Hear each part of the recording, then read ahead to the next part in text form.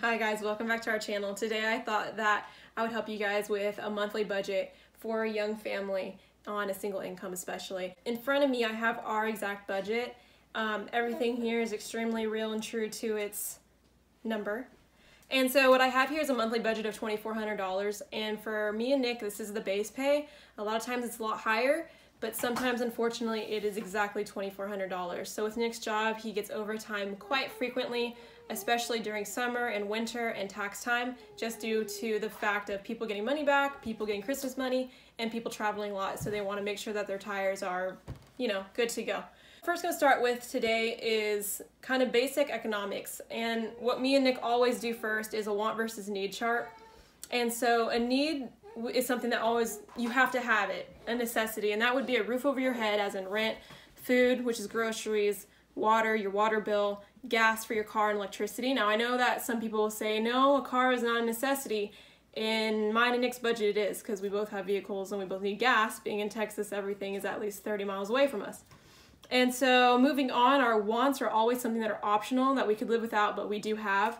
And that would be like our cable, our air conditioning, miscellaneous, and our horses and our animals. So jumping right ahead, mine and Nick's rent is $300 a month. Our groceries are around $500. Gas is $250, and again, this does fluctuate because our gas prices have gone up and they can also drop. Again, that's seasonal as well. Our car payment's always the same at $270, and our car insurance is always $270 as well. Needs for that I just went over: the rent, groceries, gas, car payment, and car insurance. For our budget, it came out to $1,590. And then when we went to our wants,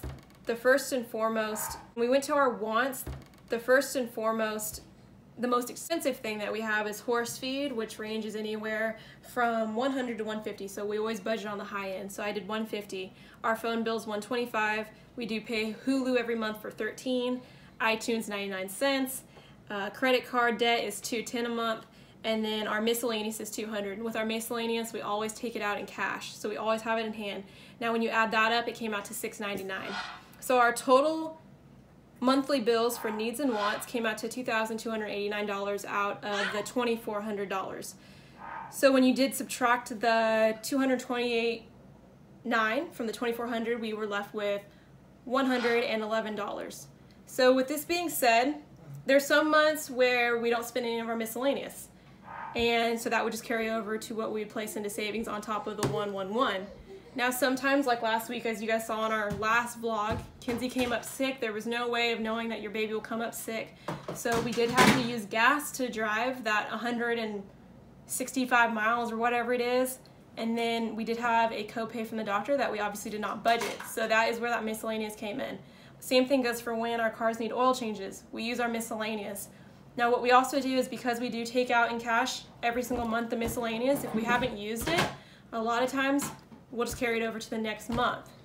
So the $111 that was left over always gets carried over to our savings. We always transfer it. And the way that Nick's pay works is we get paid weekly on every Thursday because we are USAA.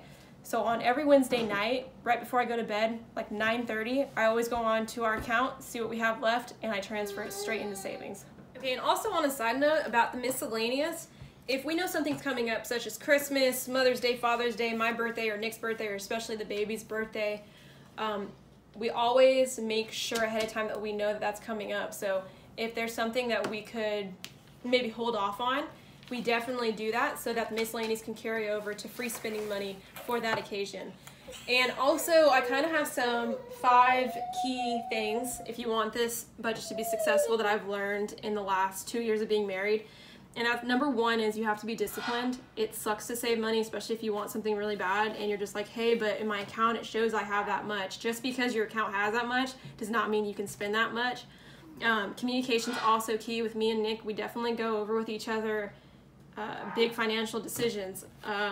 We even discuss little things like, I'm getting gas and this is how much it was. At the end of the week, we come together and say, well, now what did you spend? I'm seeing that you spent this. What was it for? Was it something that you could have held off on, or did you have to do it? And then the third one is a short-term goal. So we always set the short-term goal of, okay, well, we at least want to put away $100 a month. And that's just short-term because it's only a monthly term. And then the next one would be a long-term goal. And our long-term goal, obviously, it has to kind of go in order with the short term, and that would be by the end of the year, we'd at least have $1,200 that was put away in savings. And then the fifth one is something to look forward to. Obviously, budgeting sucks, but you have to have this fun goal at the end. For me and Nick and our family, something that we enjoy that we do every single year without C's is cruising. So a lot of our credit card bill, more than half of it, about half of it actually, goes to our cruising credit card. And we make sure that we have our cruise paid off before we get on the cruise, which is why we book a year to a year and a half in advance. So we have a lot of time to pay it off every month. And then the other thing that I also want to add on to you guys is that while Nick does, in his job, he does get bonuses. However, we treat that as found money and never money that we intend to go on bills necessarily. So the key is to always, when you're budgeting, always go minimum on your pay and maximum on your bills. And that will pretty much be bomb-proof method to make sure all your bills are getting paid. And that would be the least amount, so maybe you'll even make out at the end every month, like sometimes we do. And now I'm going to show you guys kind of what I've written down. This was my guide to a successful budget. As you guys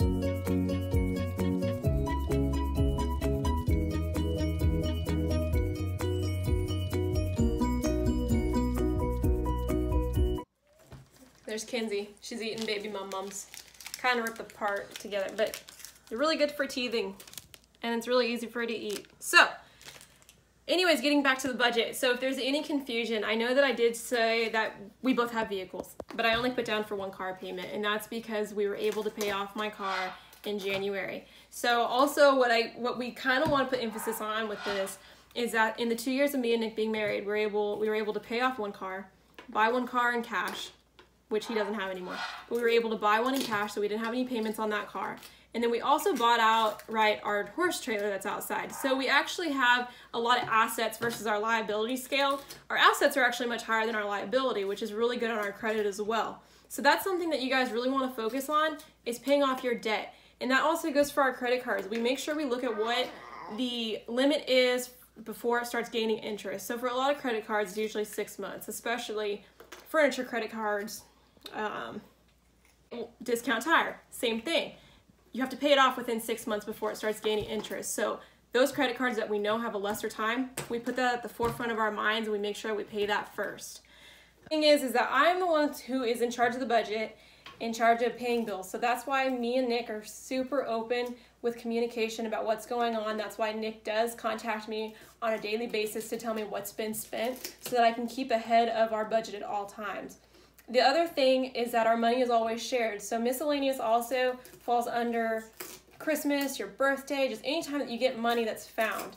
When you become married, that's just part of it. All your money is shared. So whether I get a Christmas present that contains money or Nick does as well, it's really like we both got money. And then that's when we talk about it further and say, what's something that you've been wanting? What's something that the family needs that we haven't been able to do? And that's usually what we put our money towards, or we put it towards savings, or again, the cruise is something we both love. So a lot of times our miscellaneous goes straight to our cruise payment. Is that for our family, we do attend a church regularly. So we do a tithe and offering. However, it's not really the same. I don't budget it necessarily because that is something that also comes out of our miscellaneous. And a lot of times Nick does get tipped at his job. So a lot of times we'll use his tip money and we'll make a weekly offering. Not gonna lie, sometimes our tithing doesn't come out the way that you're supposed to. The first 10% doesn't always go there, and I know that's an area that we need to work on. But just realistically, that doesn't happen. But we try our best to make a weekly offering. And that goes anywhere. We never do below 20. That's just a rule that me and Nick have. It's never below 20, and it's always 20 and up. Now, sometimes we don't get up to the 40 or 50 range. But we're giving what we can with a cheerful heart. That's all that matters. But then my last point to you guys is that if you are a married couple and you guys are visual people, for me, you can kind of tell me and I understand visually. I get it too. Nick is definitely a visual person. I can't look at him and say, well, on the 2nd, this goes out. On the 22nd, this goes out. On the 15th, this goes out. And you better know what goes out. And you better know where that week ends and when we get paid again. He's not going to understand. He's going to say, I don't even know what you're talking about. That doesn't make sense. So I bought us a huge calendar in our room that's hanging. In fact, I'll show you guys after this video. I'll show it to you. It's huge. It's like this month I write down our paydays, when a rent's due, when all of our bills are due, and Nick looks at it every single morning before he goes to work so he can see, okay, what money's coming out, what money do we have, And again, on every Wednesday, I write down how much money went over to savings. So I'll put total of, let's say, 85, and I'll draw an arrow to savings. And that's how we keep track of it. And I also mark off day by day. It also keeps me accountable, and it keeps him accountable. So if he goes and asks me a question and says, well, now why is there only this much in there? I can say, well, go back to the calendar and you'll see, and up to date from last night.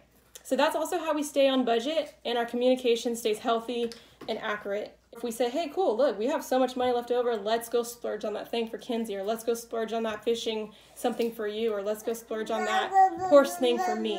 That is how we keep on budget and on track. And while savings is important, we also understand that a lot of times there's emergencies that come up. There's things that you can't predict that just come out of the blue, and a lot of times the normal family, I do believe, probably does have to transfer every once in a while, and trust me, me and Nick have been there plenty of times, and it's definitely that oh crap moment where you're just like, oh man, the fact that we're taking away from our savings. But the thing that we implement a lot is, even if we had to do that, we make sure that the first thing we do when we get paid the next time is replenish our savings. There was a couple weeks there a couple months ago where it seemed like we kept on borrowing from our savings, and I started to get really down on myself because it was like we weren't replenishing it. So we just ran through money. We've gotten back on track. We've implemented our own calendar and our own budget again. We did get off track there, but again, this is the exact paper that I looked at when I said, Nick, we need to get back onto this. The other thing is, I know a lot of you who are watching this are young like Nick and I, and it looks tedious and it seems so boring to have to keep on saying, oh, we're saving for this, no fun money. And a lot of people say life is too short for you guys to live that way. I don't want to make it sound like me and Nick don't have fun. You guys have seen our vlogs. We do make time, and we do take the time and money to go take Kinsey out to the beach, or we do go to Build-A-Bear, or we do fun things like that, go out to lunch. So we do splurge sometimes because we do understand, relationships are important and entertainment is important. But at the same time, to us, me and Nick, we are so driven for the future. We want to make sure that we have that down payment that we've been dreaming of, so we can either buy a house or build a house. And that's something that keeps us motivated. We want to keep on paying off bills. It was so nice when my title was sent in the mail that me and Nick at our young age actually owned my car outright, to have the title of our trailer and say, wow, we own this outright. So, again, pay your bills, but make sure your savings keeps on building. And again, replenish it if you have to take out of it. Don't feel ashamed if you have to take from savings. I know there's plenty of people much older than us that have to do it at larger amounts. They just have to make sure that they replenish it. So we thank you guys so much for tuning into our channel. Remember, if you're new, please subscribe, give this video a thumbs up, leave us a comment too. We'd like to see how you guys budget. What's your tip or trick for budgeting? Whether your budget's much higher than ours or much lower than ours. What has been the most difficult... What has been the most difficult thing for you guys when it comes to budgeting? We want to know those things. And remember to turn on that notification bell so you're the first ones to know when we do upload. And also, I want to urge you guys that a lot of you guys do watch us from other sources that we just kind of push over our URL from YouTube. And you do want to like and comment on our videos, but you can't because you're not a member. Please urge you guys to make a YouTube channel yourself. You don't have to upload like we do. That's not what it is. You just can obviously like our stuff and comment because you are a YouTube member. So please do that. And remember to let your faith be as big as Texas. Thank y'all.